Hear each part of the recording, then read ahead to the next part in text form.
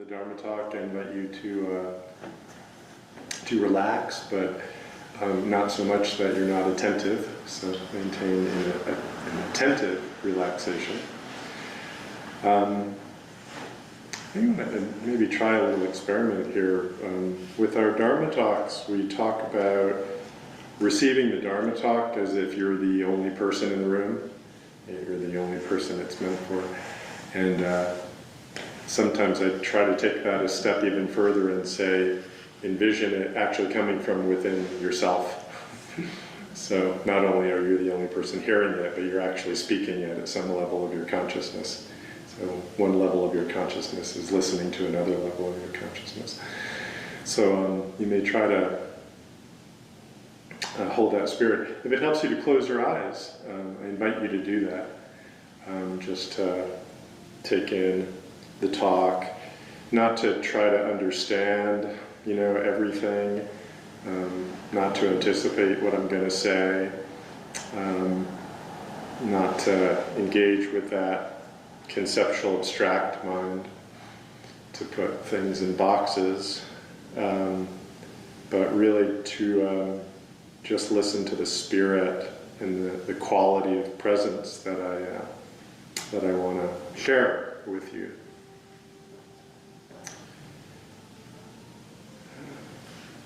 I feel like in Dharma talks, there's usually some kind of informational quality, but the more important part is the experiential quality that comes through. So I want you to tune into that. And you don't have to remember things. What I found in my experience is that the best Dharma talks that I've listened to are ones that I don't remember a whole lot of, but I might remember one or two turns of phrase or moments that have a lasting effect on me or turn me in a direction or inspire me in a certain way. So that's what I hope, that there might be one or two moments that do that for you. For those of you online, it might not work as well if you close your eyes, because that may then situate you more where you're at and you might get more distracted. So I invite you to work with whatever works for you to be able to pay most attention to my words. Maybe it's putting AirPods in or earphones, or closing your eyes or keeping them open, whatever allows you to be most focused. It's not knowing mind that you can bring right now.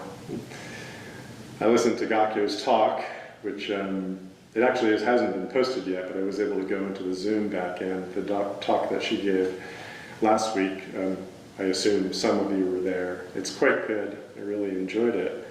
And that inspired me to extend and talk about not knowing mind a bit. And I found myself kind of moving back into some of what I've been talking about in terms of participation and in terms of Genjo Koan, the way Dogen talks about our practice. Yeah, so I'm going to talk about that, move into that territory. Let's see. I want to start with a acknowledgement of these crazy times that we're living in. It's just so chaotic. There were these huge protests on Saturday. Some of you might have gone to these resistance protests, which I personally support very much. I ran into Kayla at the CU talk, and I think she had come from one of the protests, or maybe she was on her way there. And it's just so present to me how unusual, I guess, this state of affairs is, where there's kind of a madman, at the helm, it seems. So a real kind of agent of chaos, with a lot of power, right now, and obviously doing just like really, really, really crazy things. And there's so much to be vigilant about, the consequences of these things and the intentions behind these things. But it's, boy, I mean, back when I was, kind of coming of consciousness as an adult and as a citizen, you could say, in my 20s, it was in the 80s, and I had just zero respect for the government, basically. Reagan was president, and I just felt like he was just saying a script. I just didn't believe him, and I didn't feel that he really even had a grasp of what he was doing or talking about. And I also felt there was an incredible amount of sort of disrespect and lack of care in the whole, movements that he kind of spearheaded. Mockery. There's a lot of people that way. The greed is good ethic of the 80s, we're talking about. So,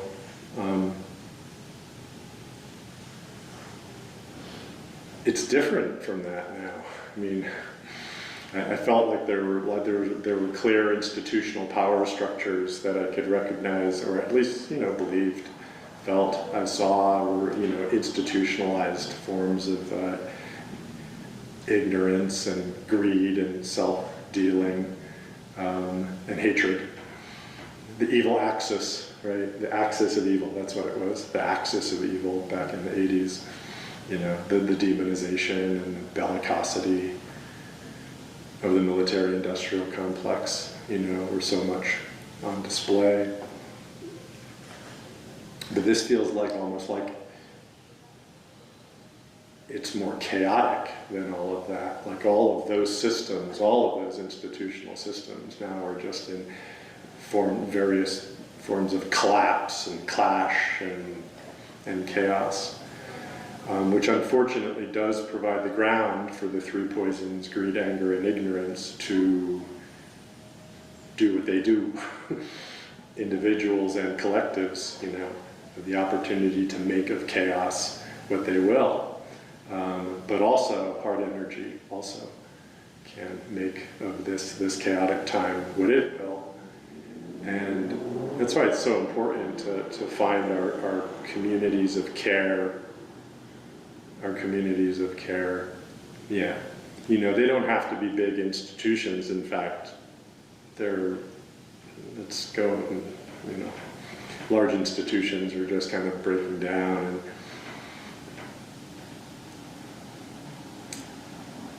But we can still find, our communities of care together. It just struck me. I've heard.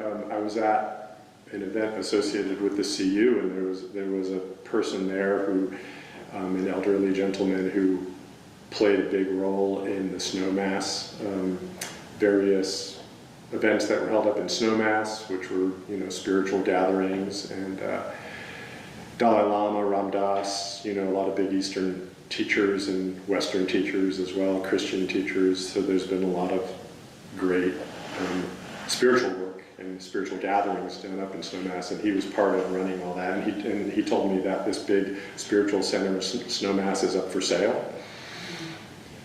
And I met with a Zen teacher in our lineage, kind of a cousin from Austria, I had lunch with him here in Boulder, Zenki Dillo, who's from Germany himself and runs the Boulder Zen Center.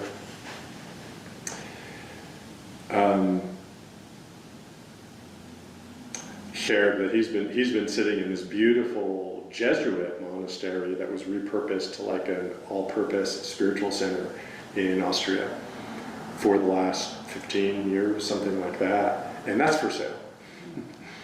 So he can't, needs to find another, most likely smaller space. So all of the, and then I also heard that Reggie Ray's place in Crestone is also for sale, Dharma Ocean.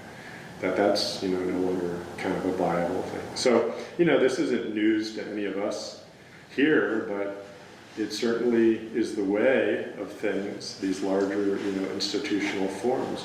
But we have just a wonderful, this is an amazing thing to have, a Sangha that meets regularly, like we have here. I feel very blessed to have this. Most people don't have this. They don't. I have other communities of care, in my life. I've got my family, which is a big one. And I have a professional community that has certain intentionality around it. And I even have a soccer community, which has a lot of love and intention around it. And I'll share, something that happened just last Tuesday. So a week ago tomorrow night, I started my soccer season. First game of the spring season. And we all got out there. We had 6 teams of, 20 people apiece playing in 3 games. And very happy to see each other and get out and do our dance. And 20 minutes in, we stopped the game because one of the people, a mate who I've known for over 10 years, a very fit guy, early 50s, was on the ground, on his back, collapsed, and had to stop breathing. And fortunately, we have a couple of doctors in the community, and they were over there giving him CPR. But he kept stopping breathing, and then they would restart, and he'd stop again and start and restart, and we ended up with a group of about 120 people just surrounding him on his back. Many of us on our knees, hugging each other, and he looked like he was going.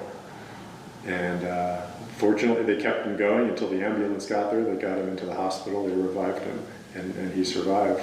And he had what's called a widowmaker heart attack, which I guess is a term for a specific lateral artery gets blocked, and it's very often fatal within minutes. So they saved his life. Yeah, and just the just the love that was shown and the support shown in that community was wonderful. So we have this, and we need this. All of us need these communities of care to keep going. Thank you for being part of this one.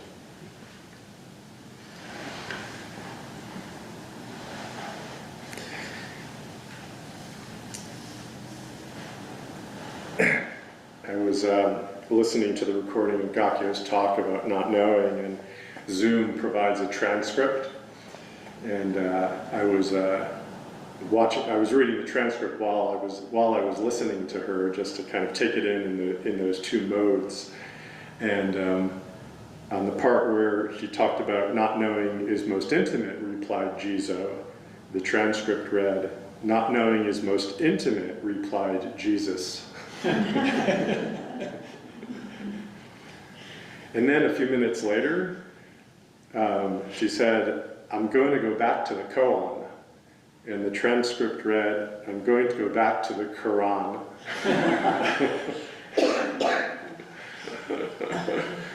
I thought there was something to that. Yeah.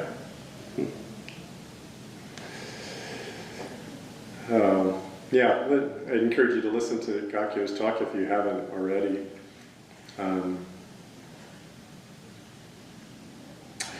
She quoted Pema Chodron. I had this at the end, but I like this. To live fully is to always be in no man's land, to experience each moment as completely new and fresh. To live is to be willing to die over and over again from the awakened point of view. This is life. Life is a good teacher and a good friend, and things are always in transition. If we could only realize it. I'm going to add, it's a good teacher and it's a good friend, but it's not always a gentle teacher or a gentle friend. For things to be in transition like we are right now with this utter chaos, going on, is a very challenging teacher. Nothing ever sums itself up in the way that we dream about. The off-center, in-between state is an ideal situation, a situation in which we don't get caught and we can open our hearts and our minds beyond the limit. So this is the spirit I'd like you to hold right now. You know, this in-between state. Be comfortable with being off-center, okay? And have that spark your curiosity about what's going on.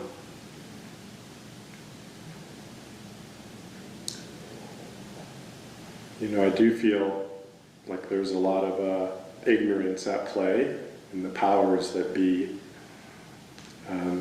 It's willful ignorance, and oftentimes it's weaponized ignorance. These tariffs that Trump just imposed a few days ago. I've been reading and listening to people trying to make sense of them, trying to understand the whys and the wherefores and the agenda and the plan and all of that. And it's pretty amazing in some ways if you've been following it, because there's all sorts of narratives that you can build around this, right? One that I think is probably closest to what's going on is that it's just an agent of chaos, you know. But there's also people who believe he's playing four-dimensional chess. Has anyone heard that? Yeah, that there's like a real method to the madness. There's others who say it's kind of a poker spirit, you know, kind of bluffing in certain areas and not in others. So there's that kind of a method to the madness. Poker, chess, four-dimensional chess. These games, you know, he's kind of a master gamesman. You know, we don't know. We don't know, really. But that doesn't mean that we just, check out. In fact, it actually calls us to enter into the situation, with a greater vigilance and a greater openness.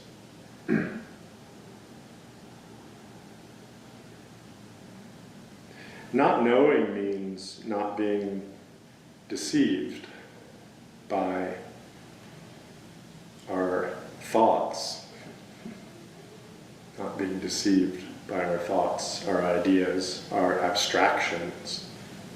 That's the not knowing mind. But sometimes not knowing also means not being deceived by our senses.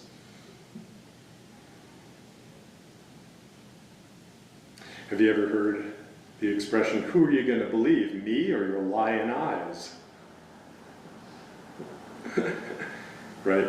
When a gaslighter wants you to buy their story instead of what you see in front of you. Okay, but our senses can deceive us too.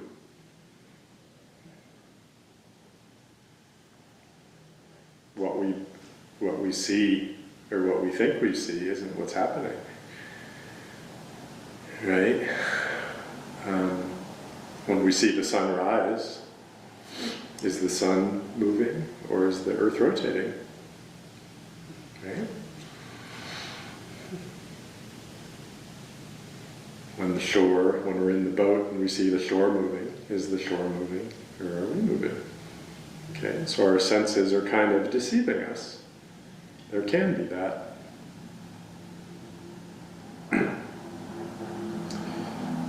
So Zen is about awakening to our true nature, right? So we want to practice with this chaotic, unknowable reality, not in order to deal with it or cope with it or to get a handle on it, but we actually want to work with it in order to wake up. We want it to be our teacher, allow it to be our teacher, like Pema Chodron said.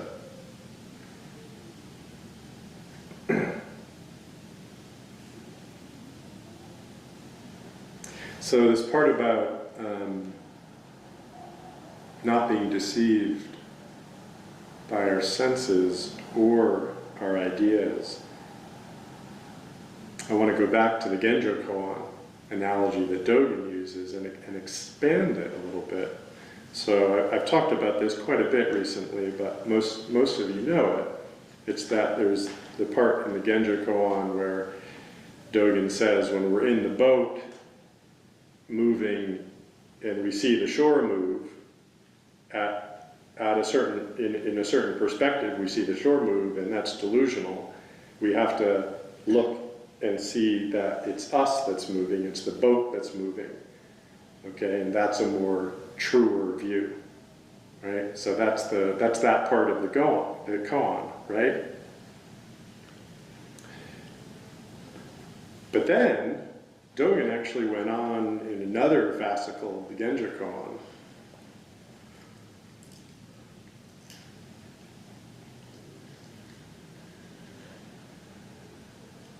Actually, I want to extend that observation just a little bit. So,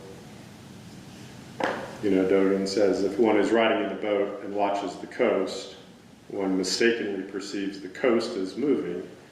If one watches the boat, then one notices that the boat is moving.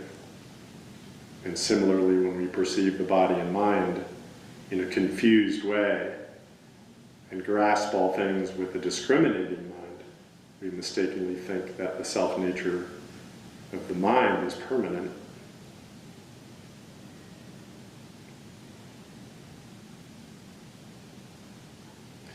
So Okamura actually says that this is connected with our delusional view of history, you could say, or our accumulation of knowledge.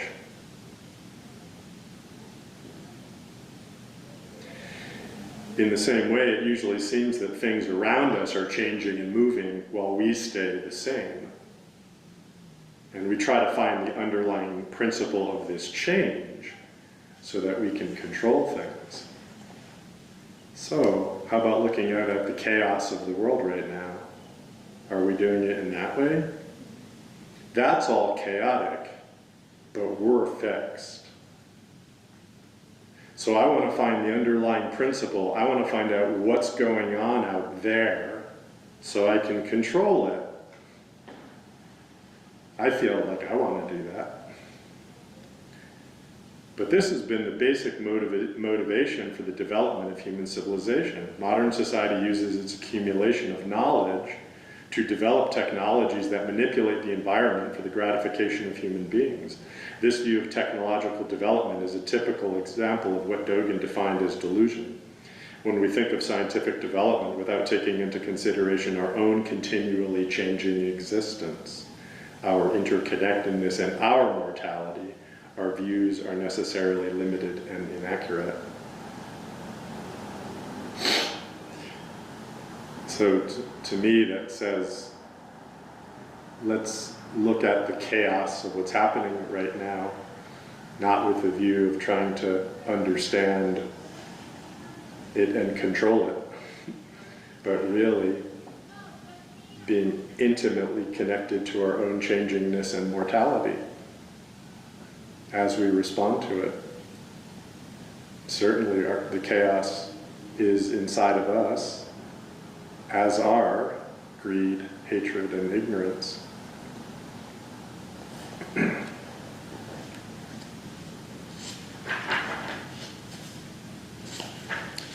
So now, that's that delusive view that the outside is changing but the inside is fixed.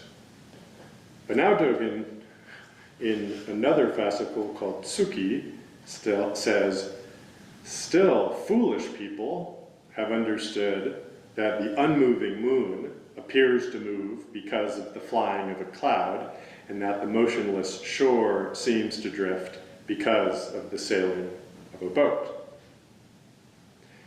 This is a foolish person, not like April Fool, or the fool that Gakyo was talking about last week, that zero card in the tarot. It was the zero card, yeah, the first card in the major arcana, right? That's the foolish mind of not knowing that we actually want to cultivate. He's saying, yeah, no, you're really being deluded with this view. Maybe it is the same at some level, but I want to get at his critique of this view. So if we study the boat and coast analogy only in the Genjo Koan, we may think that perceiving the shore, others as moving is delusion, and seeing the boat as moving is correct. But Dogen says in Suki that thinking that the coast is stationary while only the boat is moving is also a mistaken view.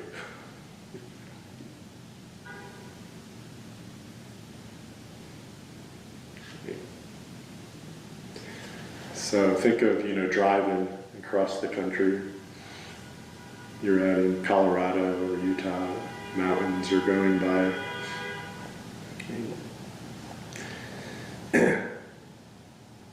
So if we think that, well, we know from the map that the mountains are fixed and we're moving through it, we're being deluded by our thoughts.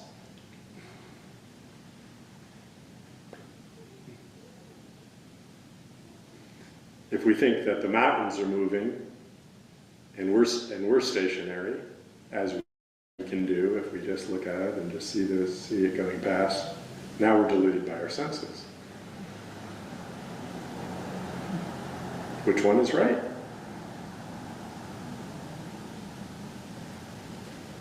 Both?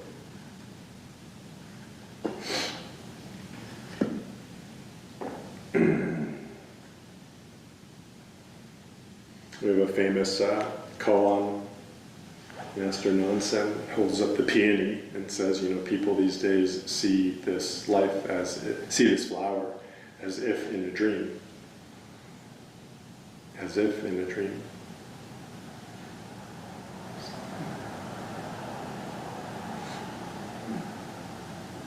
Is he saying life is a dream? Life is not a dream? We have this waking consciousness, we have this dreaming consciousness. Which one's it? Both? Both.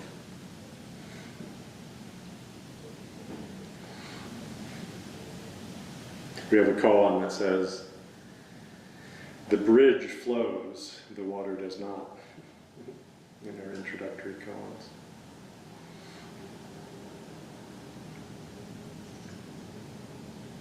Which is moving.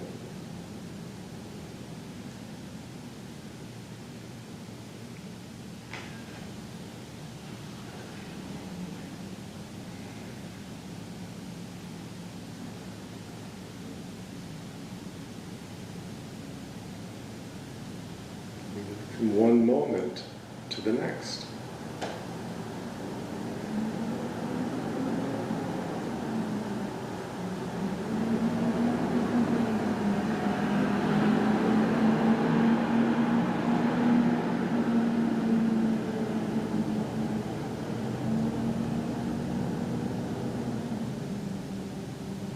Is anything fixed?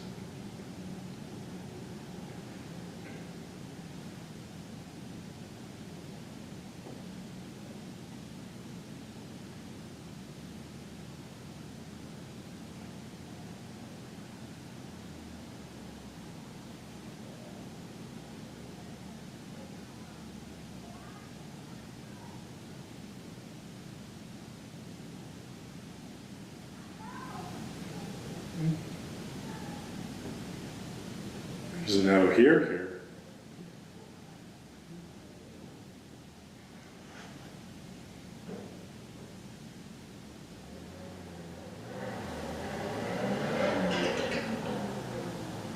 This no awareness pervades everywhere.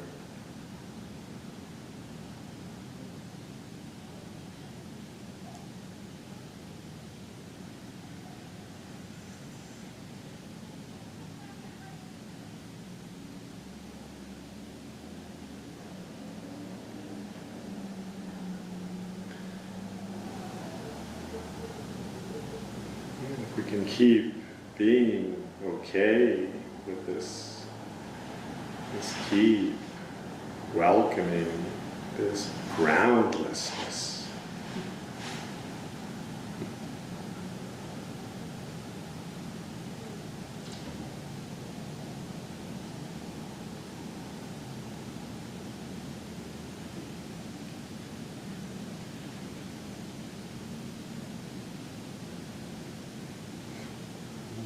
but is aware of the groundlessness.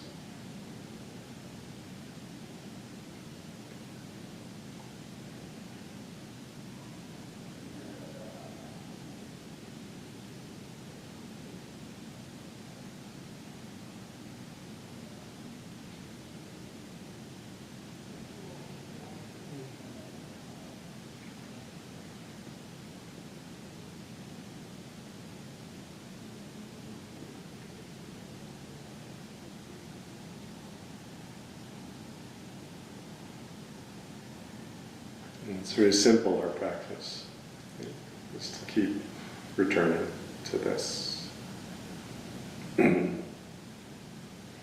Not to be deceived by the senses, not to be deceived by your thoughts.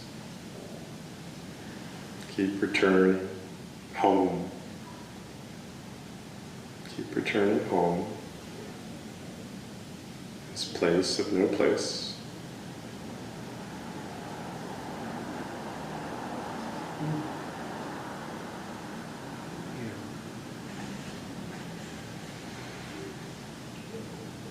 Okay, thank you for your attention today.